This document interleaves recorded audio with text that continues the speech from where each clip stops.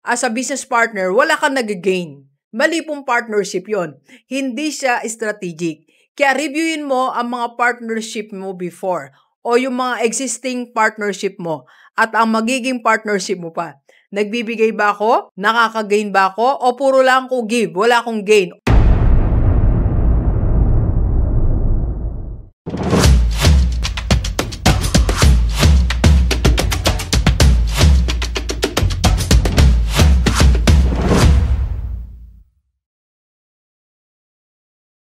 Okay, Gilibers, dito tayo sa Rockstar Seminar and Coaching. How to do business development this 2025. Sa lahat ng mga negosyante, dapat meron ka ng nakalatag na business development this 2025. Yes, masaya ngayon ang buhay, marami tayong celebrations, busy tayo, pero kailangan ikaw sa sarili mo, meron ka ng nakaplano. Lalaan ka ng time para sa business development ng iyong negosyo this 2025. Pero bago yan, define muna natin ano ba ibig sabihin ng business development para mag-guide tayo lalo sa gagawin nating business development. First, ang business development po, ito yung paggawa ng activity that will advance your business. So, meron kang mga pinaplanong gagawin para mas umunlad ang negosyo mo. And ito yung something that you pursue.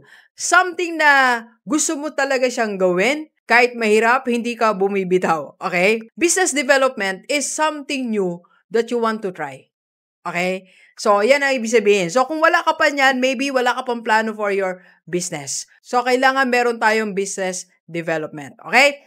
So, paano nga ba natin gagawin ang business development? Meron po ako ditong 4 suggestions ni Rockstar. First, you have to use modern technology. Ito hindi basta technology. Kailangan ngayon, open na ang isipan mo sa AI. Okay? At hindi lang basta open lang ang isipan mo sa AI, kundi ikaw mismo, as a business owner, aralin ang AI. Aralin ang technology.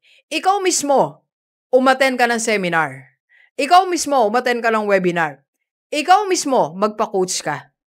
Hindi pwedeng iuutos mo lang sa iba o umattend ka nga ng AI summit o umattend ka nga ng automation webinar, hindi pwede. Kasi ikaw mismo dapat naiintindihan mo yan. Alam nyo, yan din po ang aking challenge or struggle ko, no?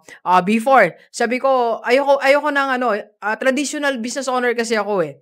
Then, pag merong bago na pwedeng apply o dapat i-apply sa business ko, normally sinasabihan ko lang yung team ko, ito, puntahan nyo to or ito, gawin kaya natin. Pero ngayon, nagbago po ang aking business development. So, kailangan ako muna ang matuto. That's why, nung nakaraan po, naglaan ako ng 4 hours attending a webinar. At ngayon, meron kami next session. 3 days po ako 3 days na uupo. Pwede ko yung sabihin sa social media manager ko na 2 po sila na ito aralin nyo to. Pero hindi po. Ako gusto ko talaga maaral po siya. Okay? So, ikaw as a business owner, kailangan maaral mo muna siya. Para alam mo kung paano yung atake nyo. Para alam mo, kailangan ko palang mag-hire ng magaling sa technology. Kailangan talaga natin gumastos. Mag-hire ka ng isang tao na maiintindihan ng automation, na maiintindihan ng AI. Kundi may iwanan tayo. Hindi madidevelop ang negosyo mo kung hindi mo gagastusan ang technology ng iyong negosyo. Okay? Second po, business development. Partnership. Yes. Pero kailangan ang partnership natin strategic. Huwag tayong basta-basta na ipag-partner. 2 bagay ang kino-consider natin for partnership. First, kailangan nagbibigay ka. Kailangan may ibigay ka. Ang negosyo mo, kailangan merong maging ambag. Sabi nga nila, di ba? Kailangan may ambag. Kailangan may contribution. Kaya dapat pag nakipag-partner ka, willing kang magbigay. Willing kang mag-serve. So, hindi pwedeng naipag-business partner ka na hindi ka man lang nagbibigay. Take ka ng take. So, kailangan you give. And second, kailangan din naman may gain. You give, then you gain. Hindi pwedeng bigay ka lang ng bigay as a business partner, wala kang nag-gain. Mali pong partnership yon. Hindi siya strategic. Kaya reviewin mo ang mga partnership mo before o yung mga existing partnership mo at ang magiging partnership mo pa. Nagbibigay ba ako? Nakaka-gain ba ako? O puro lang ako give, wala akong gain? Or puro lang ako gain, wala akong give? Kung puro ka gain, hindi ka nagbibigay, hindi magiging long-term yan. Iiwanan ka ng business partner mo. Okay? Strategic partnership ang kailangan para ma-develop ang business natin. So, paano natin gagawin? First, pwede kayong mag-co-develop ng isang product. So, pwedeng meron kayong isang services or isang product na i-develop yung dalawa. Kagaya ngayon, meron tayong partnership sa Rockstar Seminar and Coaching. By the way, if you need a speaker for your seminar, trainings, and team building, PM lang sa personal FB ni Doc under Rockstar Seminar and Coaching. And meron po tayong binubuo ngayon na Rockstar Entrepreneur Community para sa mga may negosyo and aspiring entrepreneur. So, meron po akong exclusive group, private group. PM lang sa personal FB ni Doc para maka-join po kayo. Alright? Okay. And number 3, ito po. Focus on your customer. Customer po talaga. Yan talagang magiging kliyente nyo. Yan talagang focusan mo as a business owner. Okay? Gastusan natin, maging obsessed tayo. Diba? Yan ang sikreto ng Amazon ni Jeff Bezos.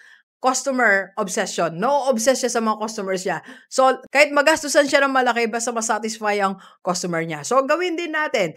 Maging obsessed tayo kung anong needs ng yung clients. Mag-research tayo. Like sa amin po, dito sa production team namin, no, ang dami naming ginagawa para lang po mabigyan kayo ng value sa lahat ng mga followers ni Doc, sa lahat ng mga audience ko, nanonood sa akin. So, meron tayong entrepreneur group, meron tayong seminar and coaching, and even give discount sa mga magpapacoach po ngayon, ha, this January 2025 alone, meron tayong 70% off kung gusto mong magpa-coach kay Doc. So, marami tayong mga ibinibigay sa aking mga followers, okay, para maka-avail kayo, matulungan ko kayo sa inyong business. Alright?